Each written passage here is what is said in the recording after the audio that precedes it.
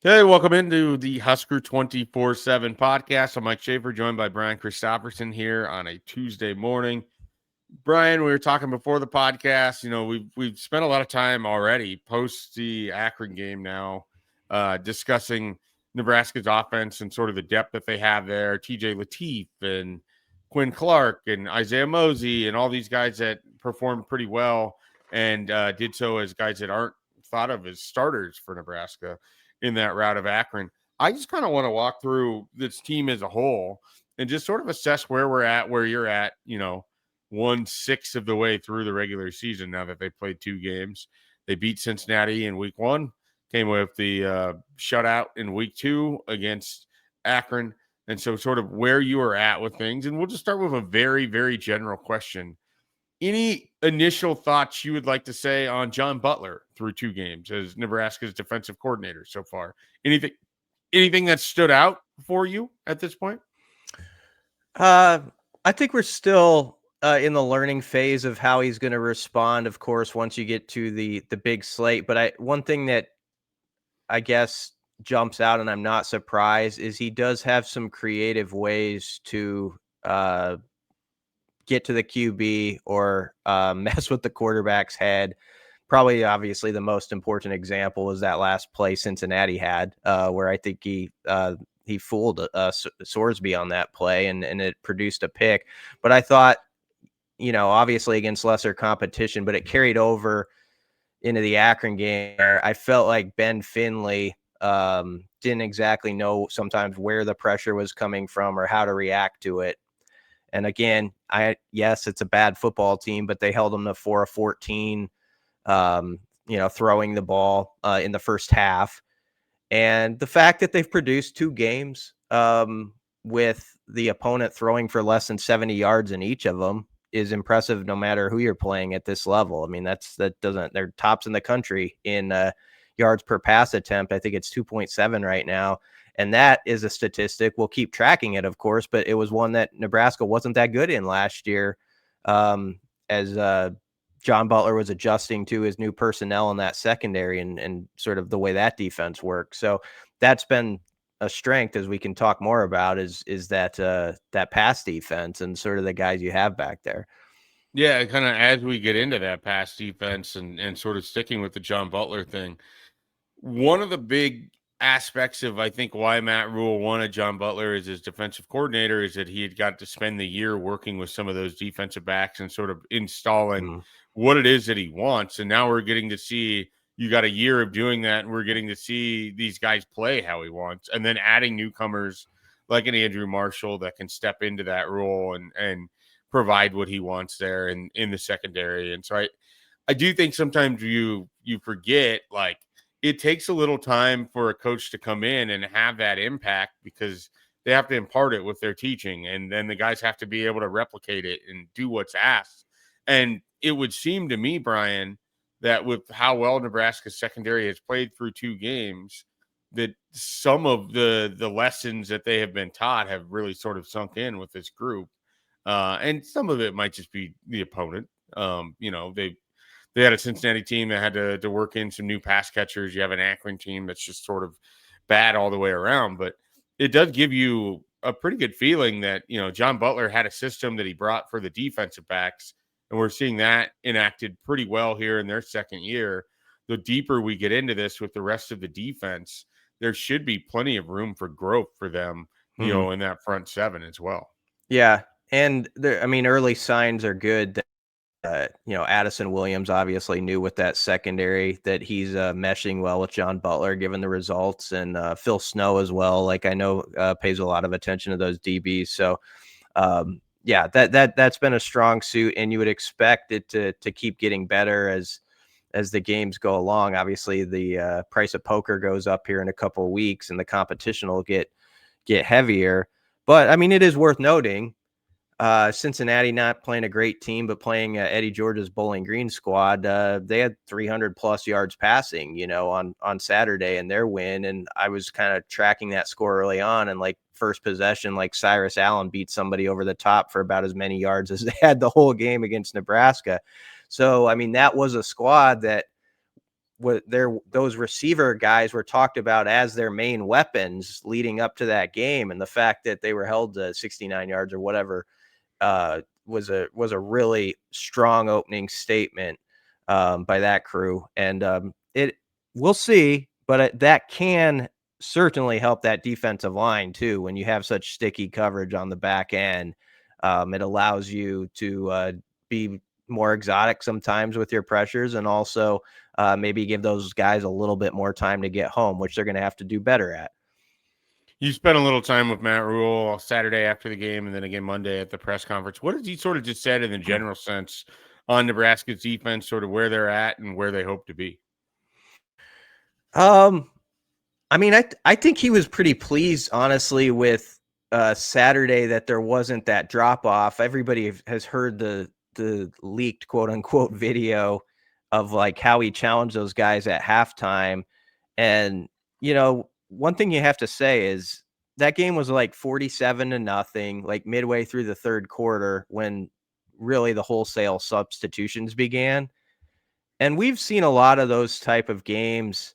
Actually, we haven't seen a lot of those type of games recently, but even when Nebraska has had a big lead against teams, they've ended up like 47-10 or something. Like the backups don't like add to the score. The other team gets a touchdown or two. I thought it was important for the confidence of that whole unit, and I think Matt Rule does too, to post that shutout, to get that 0 on the board and have those second and third team guys who, let's go back to mid-August when Rule said, this team's going to go as our twos go, our threes go. He made that a point, and I think there's a lot of truth to that as you get into this Big Ten grind. There are going to be guys who have injuries, and you're going to need your Cade Petchocks to step up and be important this season. It's just the way this squad is built. And so in that way, I think they were probably pretty encouraged.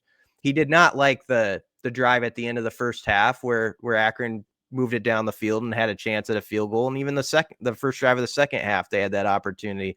So there's still enough on tape from a game where you blew someone out that I'm sure they're holding those guys' feet to the fire a little bit.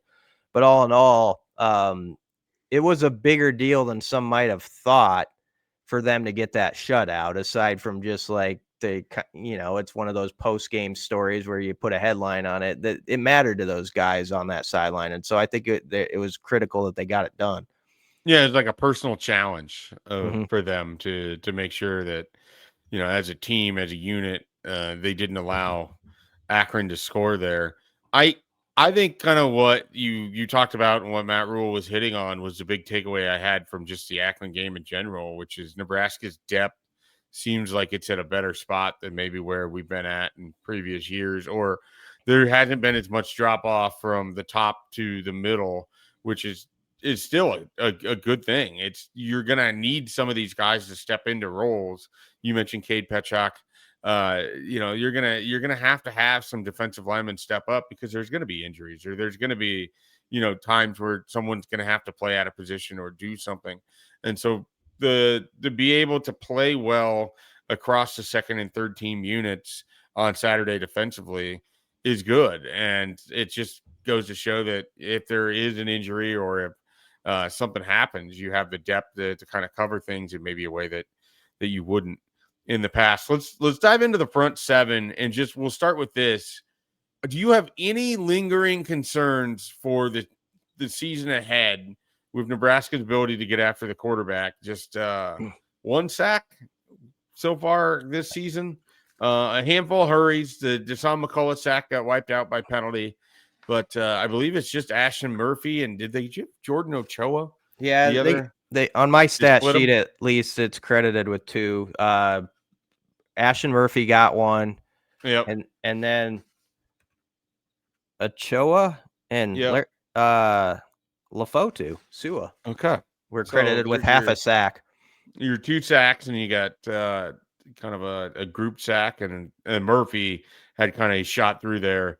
There's the big Elkhorn South run there where he had that, and the Maverick Noonan fumble recovery. Yeah. Big second half for the Storm there. But so I guess I have a little concern, but then it can also be mitigated in sort of these factors too. teams haven't had long drives against Nebraska because they've been able to get off the field. So they haven't run a ton of plays, but also they haven't faced as many passing attempts as other teams have because Cincinnati just didn't put the ball in the air a lot. Yeah. Nor did Akron. I guess the way to frame it right now is it's not concern and it's not confidence. It's curiosity, just like Okay. of how it's going to look in 2 weeks. When you get a team like Michigan, this version of Michigan, I know with Bryce Underwood, they feel like they're going to have more weapons or they have better quarterback play than they did a season ago. But I think back to, remember when Michigan beat USC last year and basically they did it with one hand behind their back because they couldn't throw the ball at all. They had no passing game threat. Mm-hmm. And they still managed to get to 250 or whatever it needed on the ground and get a 90-yard drive when they had to have it. And so with what I'm watching, of a run play, basically. Yeah, one big play helped them out, but that whole game they basically won it with a playbook that seemed like 3 or 4 plays. And obviously I expect it to be branched out this season, but that's what awaits is I think Michigan is going to challenge Nebraska and say, okay, you got a bunch of younger guys who haven't played a lot of college football. We're going to ram it at you for 4 quarters. Let's see what you're made of. And so everything we're watching, you kind of have that in the back of your mind. One of the things that's important to note is so far, most of the rushing yards, Sorsby's the biggest problem in those stats is the QB run.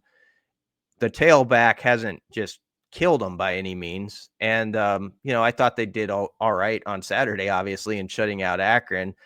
But I think every day is huge right now when you think about like the front, because like Jalen George was in a green jersey all off season until like mid-August. He's playing big snaps for you. Gabe Moore popped up Saturday and he'd been in a green jersey until like last Tuesday. He never played in college football before, right? Yeah. Yeah. And Cade Petchock never played before this season, gets a safety, had a nice tackle just before that set up his safety.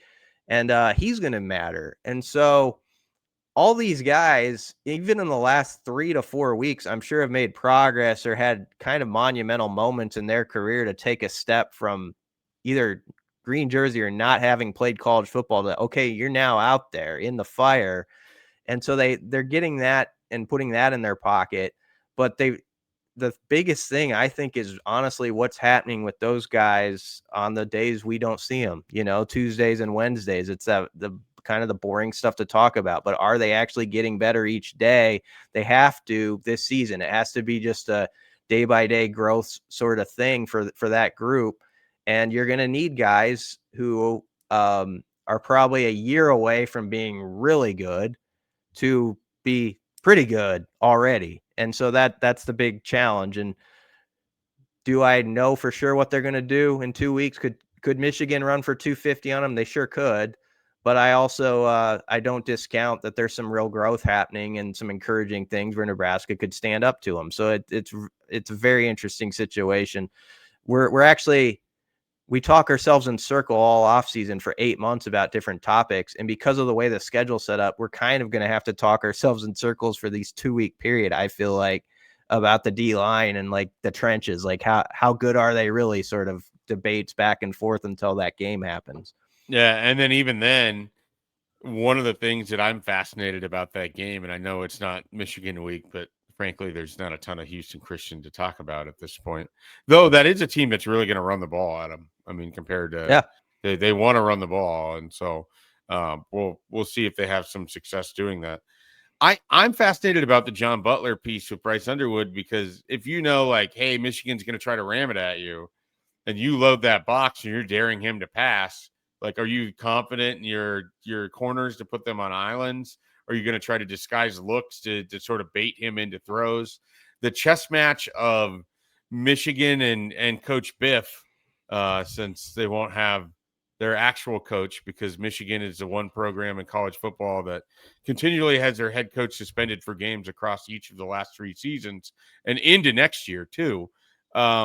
It's going to be kind of fascinating, like how they cat and mouse that with Bryce Underwood, and you got a young quarterback, but you're going to have sort of a veteran defensive mind, or a set of them with Phil Snow and Matt Rule and Addison Williams and John Butler. Like what they cook up defensively against Michigan is going to be really, really interesting, I think. Yeah, that's going to be the game where the wild cards, playmakers that we always talk about from January on, your Desan McCulloughs, your Yep. Vincent Shavers, your Javen Wrights.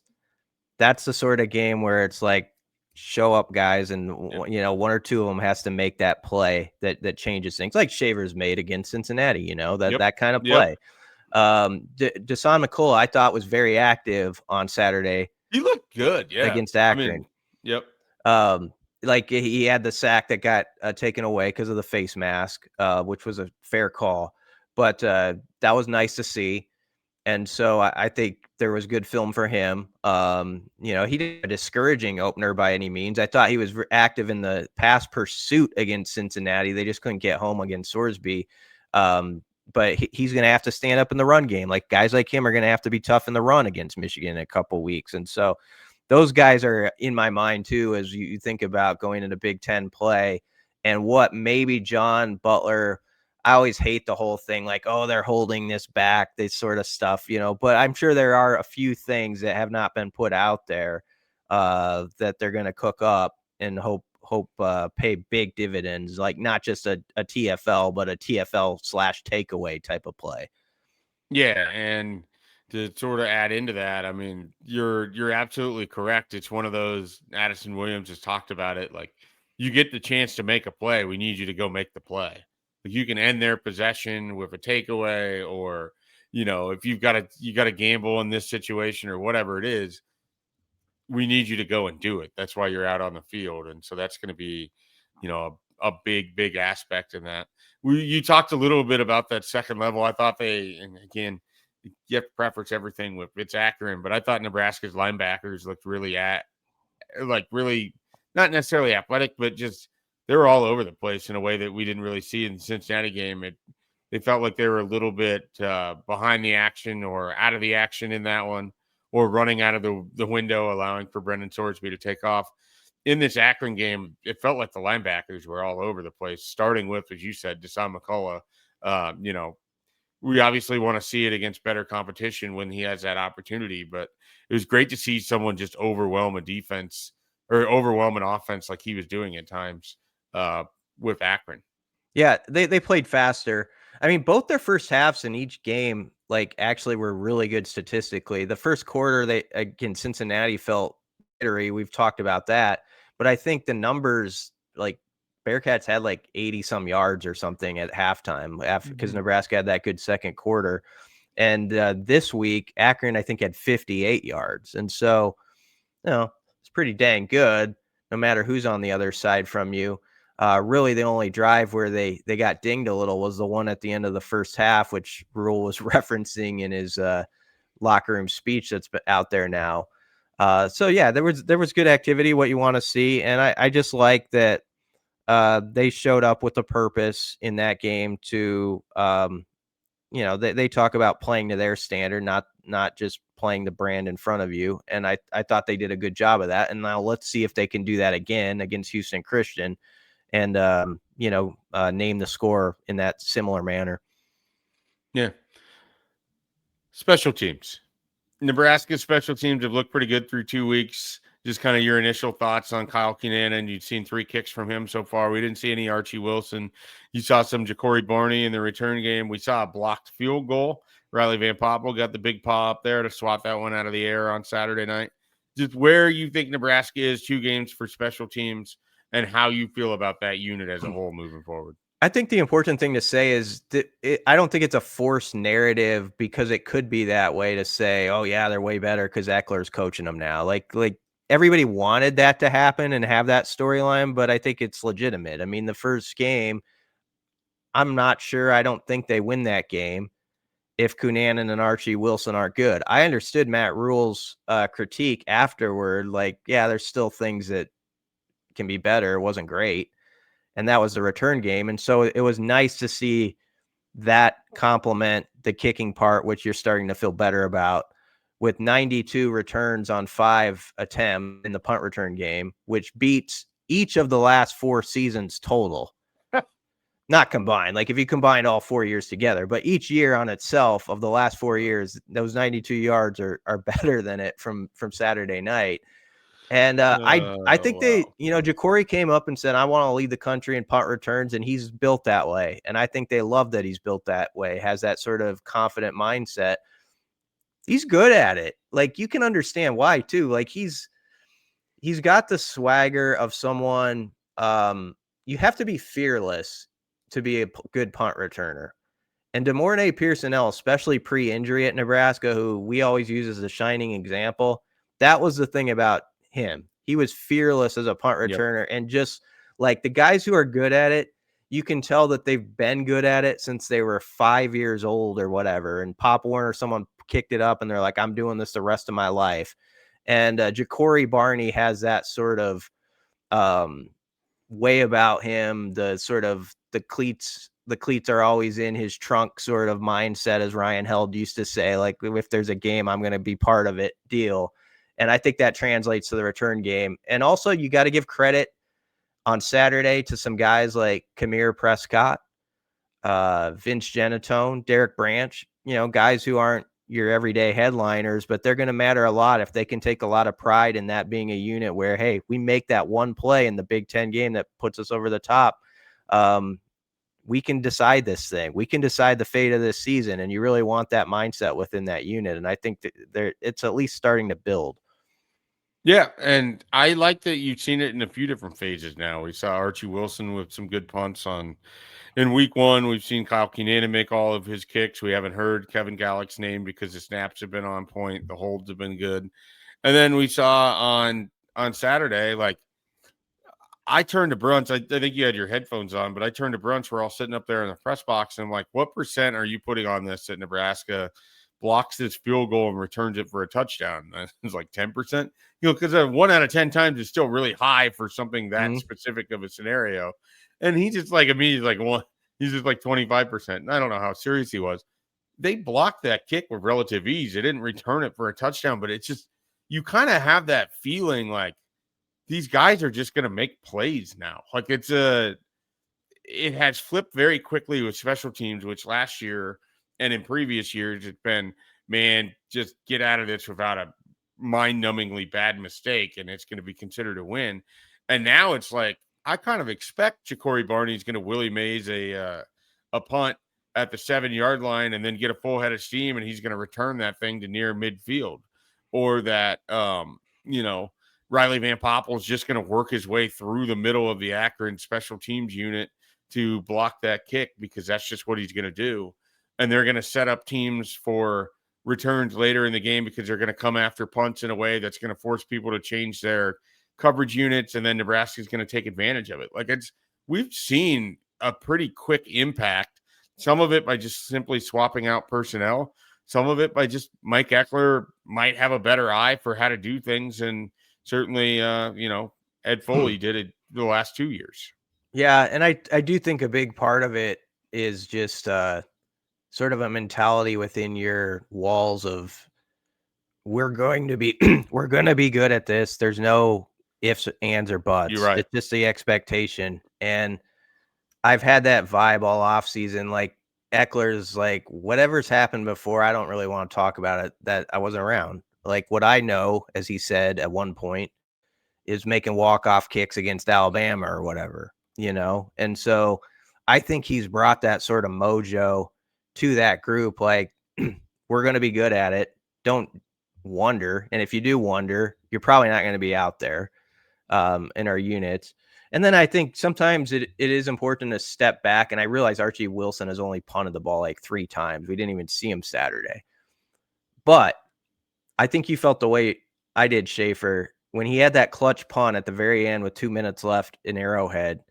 I expected he was going to do a good job. Yep. I didn't have that fear of like, this is going to be a problem. They're going to snap it over his head. He's going to hit it off the side of his foot for 12 yards.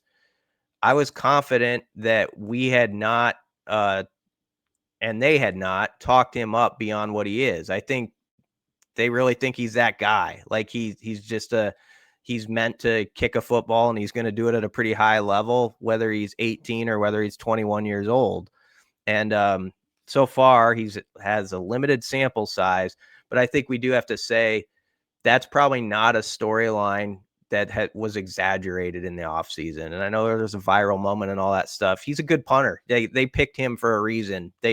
Mike Eckler expected him to be really good off the jump. Doesn't mean he's not going to miss hit one. Everybody does.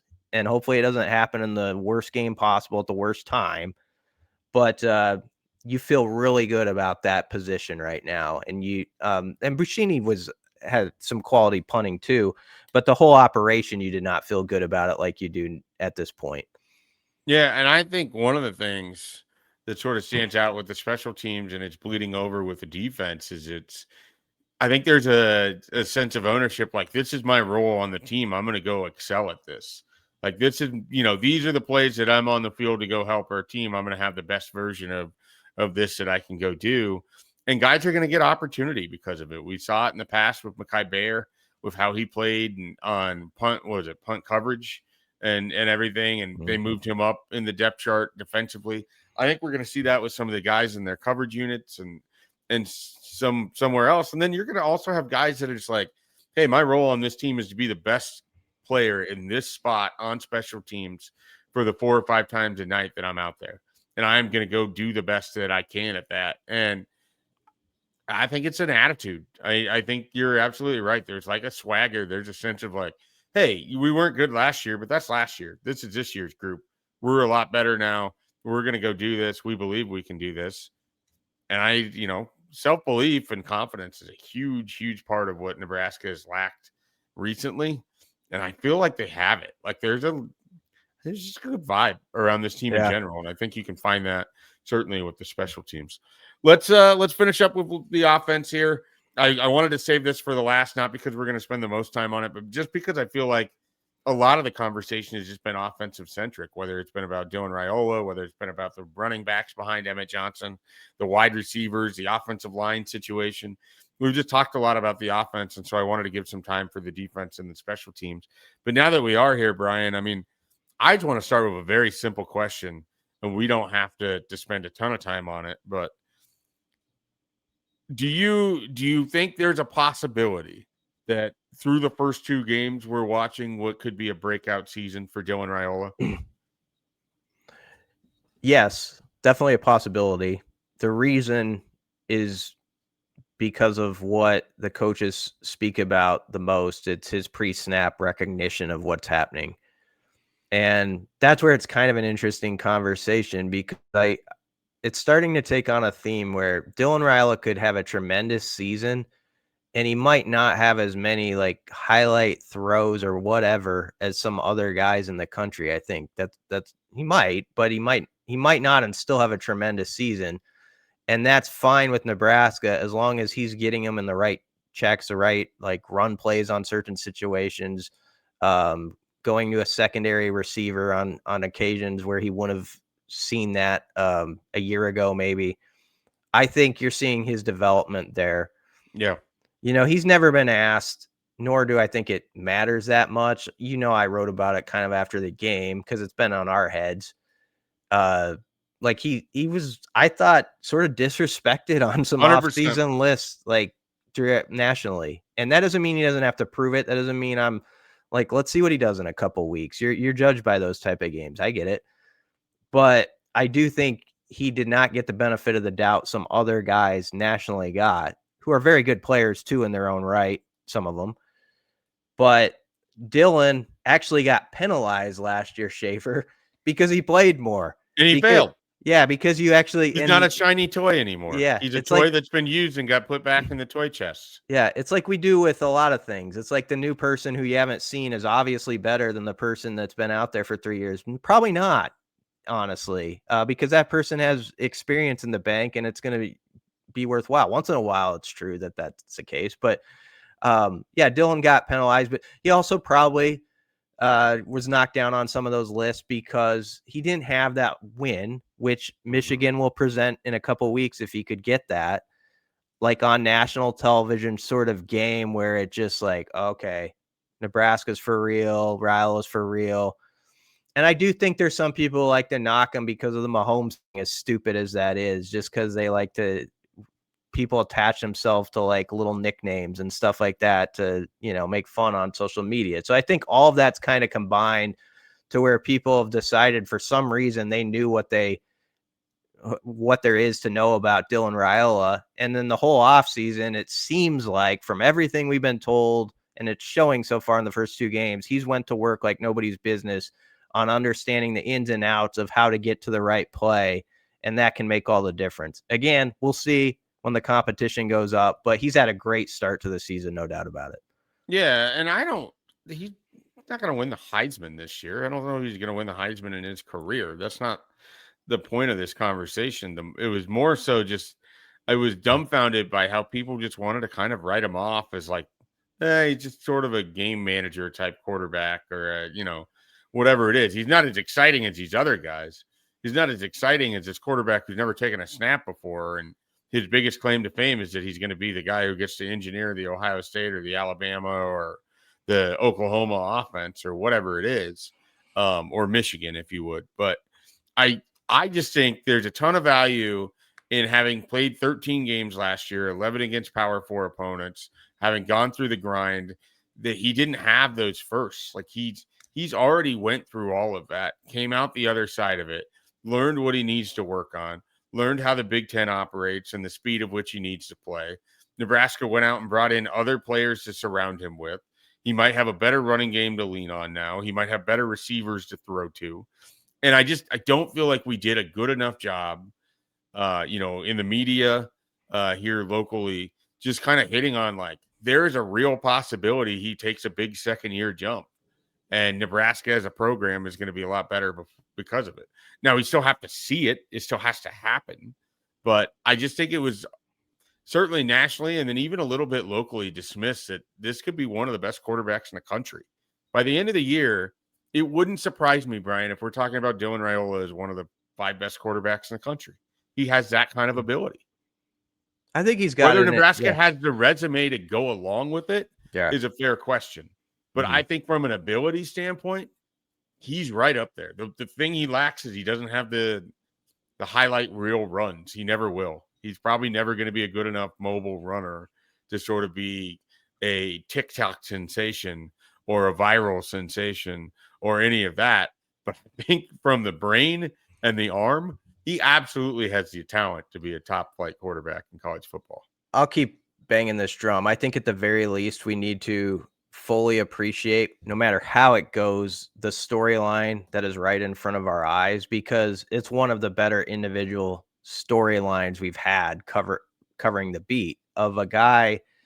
And I'll go back to media days and repeat myself. Like, I remember in Las Vegas, this is no knock on them, but like 2 or 3 questions from the Ohio State guys, like that's like how the thing started about like Ohio State and why you're not at Ohio State sort of deal.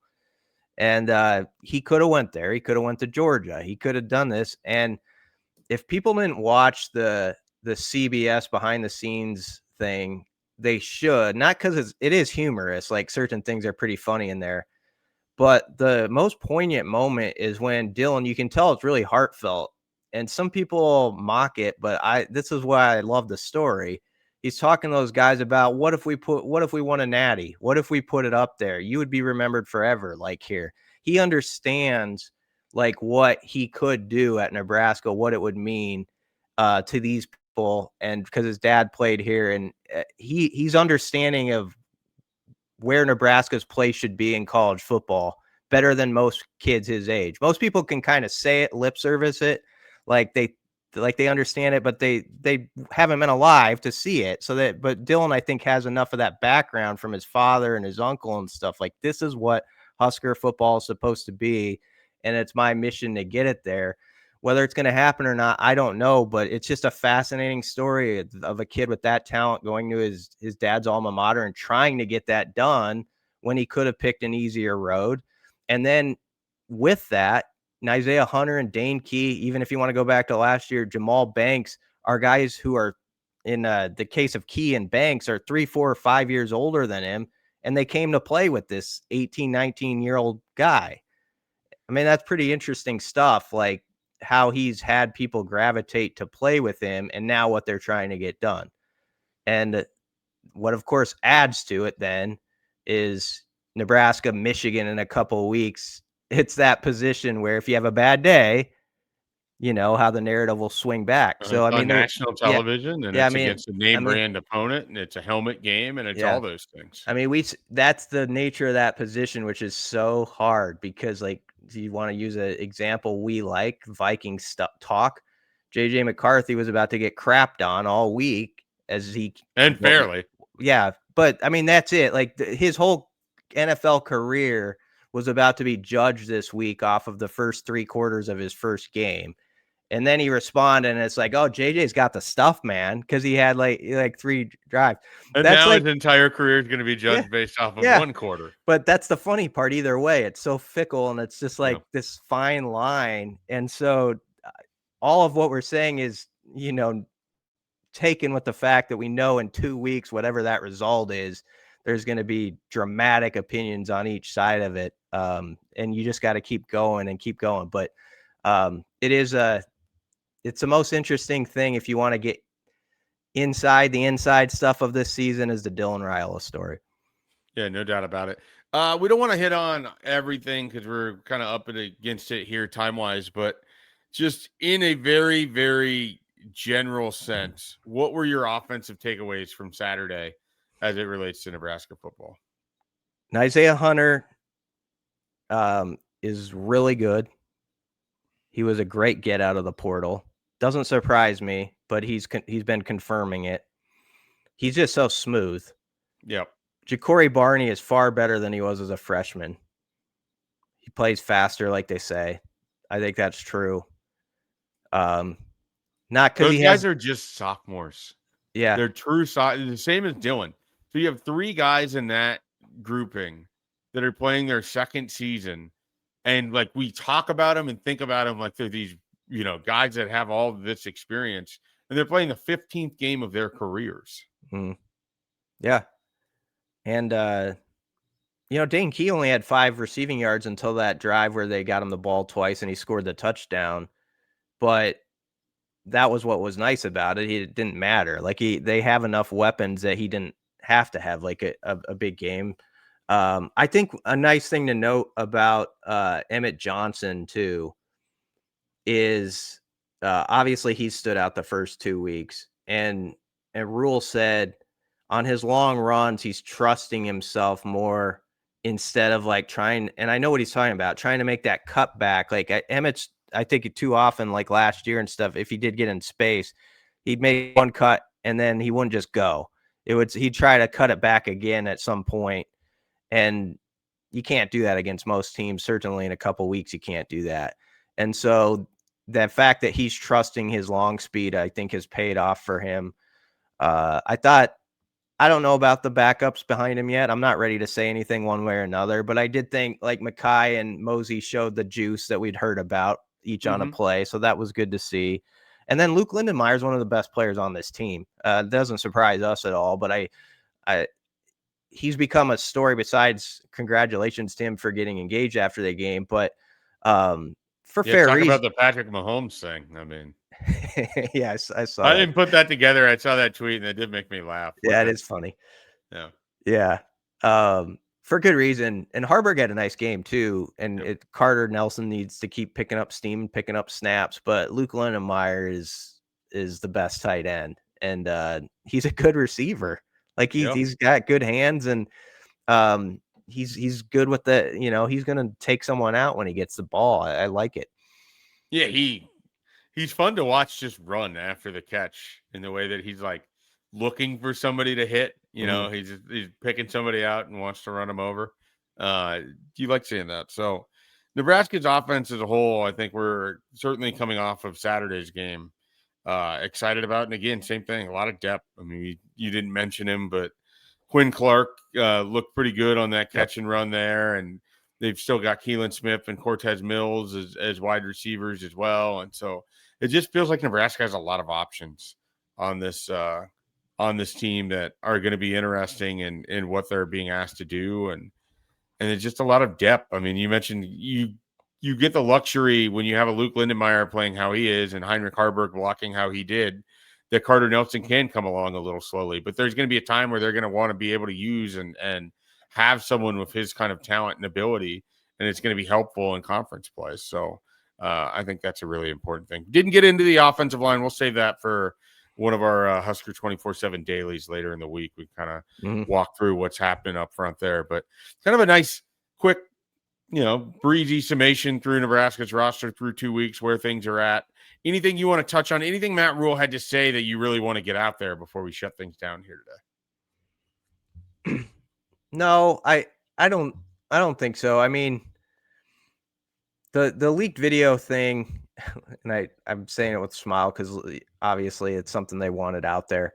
But of the halftime against Akron, I think it's good for Husker fans to see that, because this is a fan base that, for good or bad, people of a certain age grew up on like 55-7 scores and seeing second and third and fourth teamers come in the game and kind of be ready to go at it. And so I like that there was that emphasis, like here in year 3, let's not be the type of program that dinks around with this game and make, it doesn't have to be 47-14. Just keep going. And like the second guys can do what the first guys did, or at least give them a chance to do that. And they did. I love that quote because it's really true, and it hits on it. The other guys, like from Houston Christian and Akron, are going to come across the field and shake your hand after the game. You do want them to not want to look you in the eye and understand that you're better than them. Like, there's a reason you're here and they're there. And that's no disrespect. That's just the way competition is. I did that to you, that kind of thing. Yeah. Instead of, and it's been this way before, where guys are like, I bet you Northern Iowa last year, even though they lost 34-3, there, you can't tell me there weren't some guys, the way they ran the ball in that game, who afterward are thinking, I could have played again there. I'm as good as that guy. Or they're telling their, brother or sister or girlfriend about it right now. Like, I lined up and I whooped him, so you can't, don't give them that. So I like that he's establishing that idea of like, let's make this the type of program where schools do not want to play you because they know you're gonna give it to them. And so it was fish food for the fan base, but it's good to see that mindset. So hopefully they can carry it forward this Saturday. Yeah, I mean, it's fish food for me too, because one of the things I always want to see with this football team is that they take on the personification of being a tougher football team. Like, I think Nebraska has been a little bit softer or more finesse, or whatever the word we want to put on it is, in recent seasons. So I love the idea that you've got a head coach who's just fired up and mad, and you're up 33-0 at halftime. There's no laughing. It's not jovial. You saw the looks on those faces when they're cutting away from Rule. Like, those guys felt like they were getting their ass chewed out, and they sort of were in a game that they're up 33-0, because that's not what Matt Rule wants them to take away from this. I mean, he referenced, guys were checking their hair and looking in the mirror, and that's been a real problem in the past for Nebraska. Like, you want to be playing in this football game. You don't want to go post on Instagram that you're a football player. You want to be able to show that there's a picture of you on the field actually playing, laying somebody out. And so I do think, like, there's a motivational, psychological reason that all of that stuff is being said, but also sort of being put out there for the fan base too, from a branding standpoint. But it is good to me that mentally Nebraska wants to be the aggressor. They want to be the pursuer. They want to be the guy leveling and not the one being leveled. Like, I think that can serve them really well from a mental standpoint. Like, I don't think that's just like some sort of, storyline random talking point for us. Like, I think that's a real valuable part of them becoming the football team that they want to be.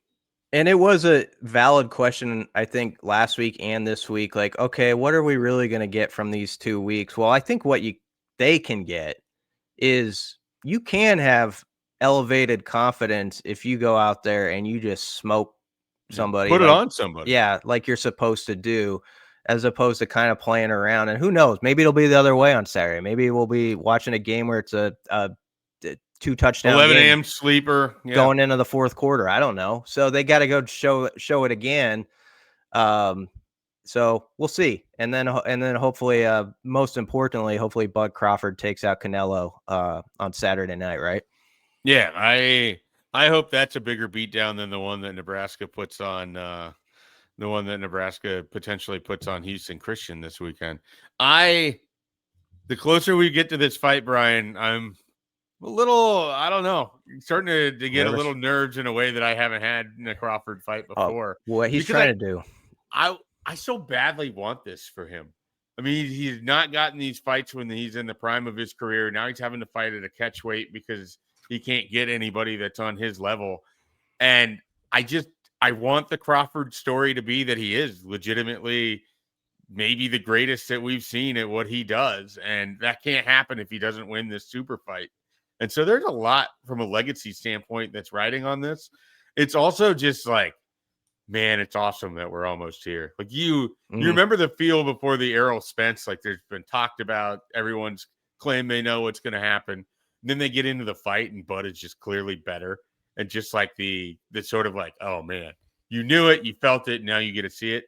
I want that so badly for this fight here with Crawford. Going up 2 weight classes, right? So yeah, I mean, against somebody who's in that more natural fit for that class, it's an incredible challenge. And Rule was asked about him the other day, and really had a good quote because it's right on the money. Like whatever happens in that fight, the thing you have to love about Bud and respect is that he is putting a legacy. It shouldn't be on the line. It's not with he's us, not ducking in this. Yeah, but he knows in our culture that like if he loses, it doesn't go as he wants, like people never be like, viewed the same oh, way. he wasn't that guy, when he's like, as you say, not in his prime years perhaps, and still taking on this against somebody who's more at comfort in it. It's an incredible, like, what's the challenge? All right, sign me up, I'll go do it.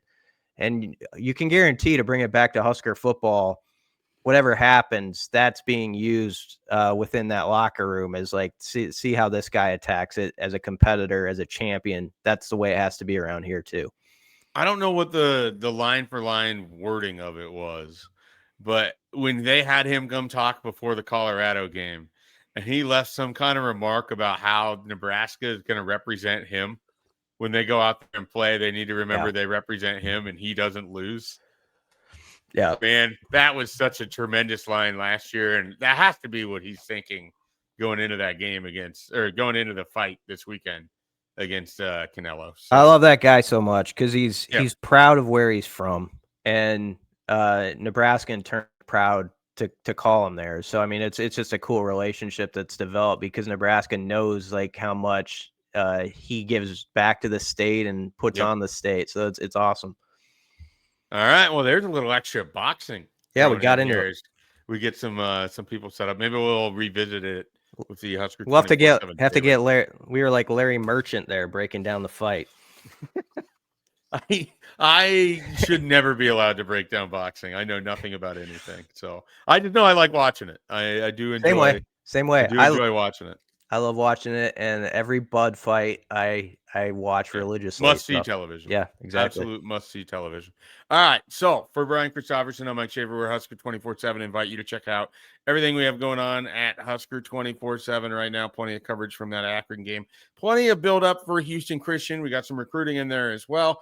Everything and more you can find at Husker247. We will be back with a Hypecast later this week. And, of course, Husker247 Daily hitting at 10 a.m. every day this week.